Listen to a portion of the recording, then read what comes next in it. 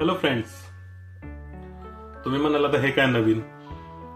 मला तुम्हाला हे दाखवायचं नाही की मी ऊस कसा खाताय. मला तुम्हाला हे सांगायचं आहे की जोपर्यंत आपले दात टणक आहे तोपर्यंत ऊस किंवा तशा प्रकारच्या गोष्टी खाऊन घ्या. एकेकाळी अख्खा ऊस इझिली सोलून खाऊ शकत होतो, पण आता हा छोटासा तुकडा सुद्धा खाताना त्रास होतोय.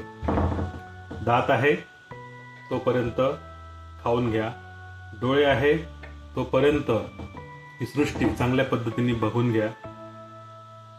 टोंगळे काम करत आहे, चालू शकत आहे तोपर्यंत मस्त चला, फिरा आणि सगळीकडे फिरून घ्या, एन्जॉय करा. कारण एकदा कान, नाक, डोळे, पाय यात प्रॉब्लेम सुरू झाले की आपण दुसऱ्यावर अवलंबून होतो.